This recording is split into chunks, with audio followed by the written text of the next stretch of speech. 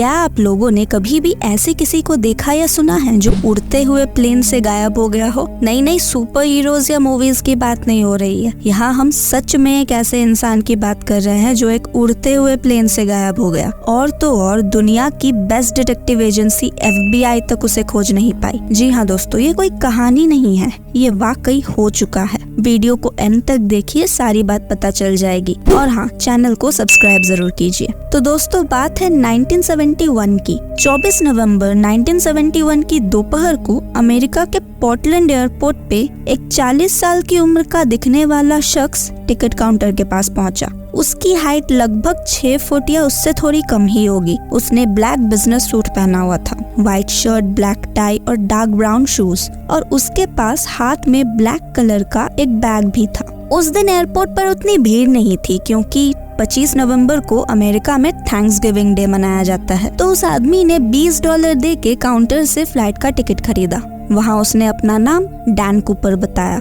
वो टिकट भी मौजूद है, लेकिन अब वो उसका असली नाम था या नहीं, ये कोई नहीं बता सकता। तो उसने अपने लिए सिएटल जाने वाले प्लेन की टिकट ली। आपकी जानकारी के लिए बता दे, जिस प्लेन में वो चढ़ा था उसका नाम था बोइंग 727। अब उसके पास कोई खास सामान था नहीं सिवाय उस काले ब्रीफकेस के, तो वो उसके साथ ही था और प्लेन में भी वो अपने साथ लेकर ही बैठा था। उसकी सीट नंबर थी 18C। उसकी खुशकिस्मती देखिए, वो जहाँ बैठा था उसके अगल बगल कोई नहीं था और प्लेन कोई खचाखच भरी हुई भी नहीं थी। उस समय उस फ्लाइट में उसके अलावा बस 36 पैसेंजर्स थे, और जो फ्लाइट अटेंडेंट्स होते हैं वो, और प्लेन उड़ाने वाला पायलट और को पायलट, बस। तो दोपहर 2:30 बजे प्लेन पोर्टलैंड से रवाना होती है, और क्योंकि ये उतना लंबा सफर था नहीं तो ज्यादा समय कूपर ने नहीं गवाया और अपने प्लान में आगे बढ़ा। तो उसने अपने लिए एक बर्बन ड्रिंक और सोडा ऑर्डर किया, और कुछ देर बाद अपने नजदीक खड़ी फ्लाइट अटेंडेंट, जिसका नाम फ्लोरेंस कैफनर था,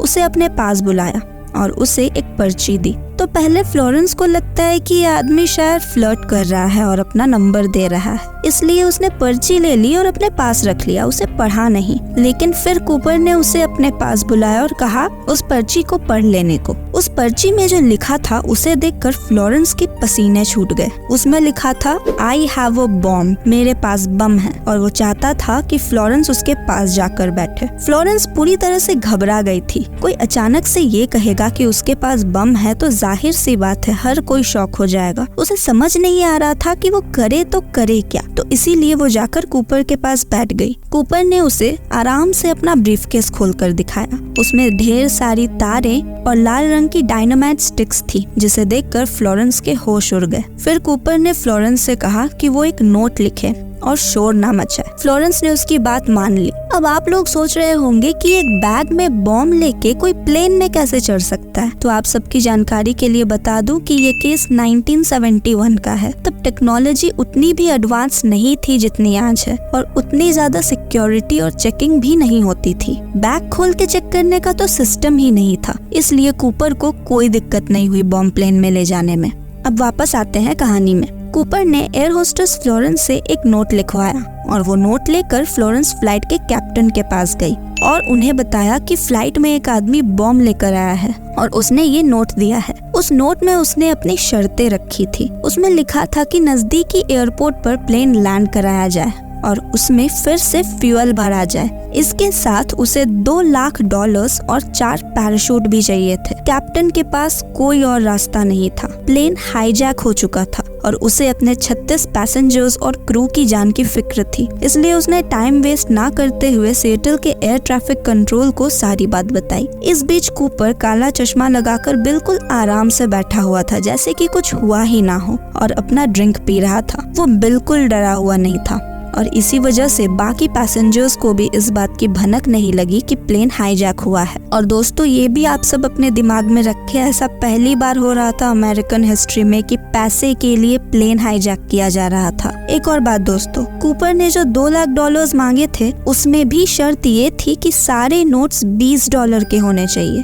तो सारी शर्तें कैप्टन ने सिएटल एयर ट्रैफिक कंट्रोल को बताई, जिसने पुलिस को बताई और देखते ही देखते FBI भी इन्वॉल्व हो गई। पर FBI श्योर थी कि उसे पकड़ना उतना मुश्किल नहीं होगा, क्योंकि वो प्लेन में बैठा हुआ था। वो लोग बस पैसेंजर्स और केबिन क्रू की चिंता कर रहे थे और इसीलिए कूपर की सारी मांगों को मान लिया जाता है। और तो और नोटों के सीरियल नंबर्स को भी नोट कर लिया जाता है। तो जब प्लेन लैंड हुआ तो सारे पैसेंजर्स को उतार दिया गया और उसे पैराशूट्स और पैसों का बैग भी दे दिया गया। तो सिर्फ पायलट और वो फ्लाइट अटेंडेंट फ्लोरेंस को कूपर जाने नहीं देता। FBI पूरी तरह से तैयार थी। एयरपोर्ट को घेर लिया गया था। यहाँ तक कि 2 प्लेन्स भी तैयार किए गए थे बोइंग 727 का पीछा करने के लिए, क्योंकि बात साफ थी उसने प्लेन में फ्यूल दोबारा प्लेन उड़ाने के लिए ही डलवाया था। कूपर की सारी शर्तें मंजूर होने के बाद उसने कैप्टन को प्लेन मेक्सिको सिटी की तरफ ले जाने के लिए कहा। पायलट भी वही करता है। कूपर ने प्लेन की पिछले हिस्से की सीढ़ी को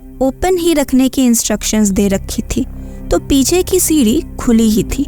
अब सिएटल और रेन के बीच रात करीब 8 बजे फ्लाइट अटेंडेंट और कैप्टन को एक आवाज सुनाई देती है, जैसे कि जंप करने से आता है। कुछ देर बाद जब फ्लोरेंस जाकर तहकीकात करती है तो उसे दिखता है कि कूपर कहीं नहीं था, वो गायब हो चुका था, वो भी उड़ते हुए प्लेन से। इसके बाद पायलट प्लेन की सेफ लैंडिंग कराते हैं और शुरू होती है डैन कूपर की तलाश। बोइंग 727 के पीछे FBI की प्लेन्स थी, लेकिन रात का अंधेरा होने की वजह से उन्हें कुछ दिखाई नहीं दिया। जिस जगह कूपर के छलांग लगाने का अनुमान किया जा रहा था वो एक जंगल टाइप का एरिया था। वहाँ पैराशूट से कूदना भी खतरे से खाली नहीं था। किसी का भी बच पाना नामुमकिन था। पर कूपर की ना तो बॉडी मिली और ना ही बैग। सैकड़ों लोगों से पूछताछ की गई। प्लेन की भी छानबीन की गई, जिसमें कूपर की टाई और उसके मंगवाए गए 4 पैराशूट्स में से 2 पैराशूट मिले और फ्लाइट अटेंडेंट को दिया हुआ उसका नोट भी फ्लोरेंस ने सौंप दिया था, पर कुछ पता नहीं लगा।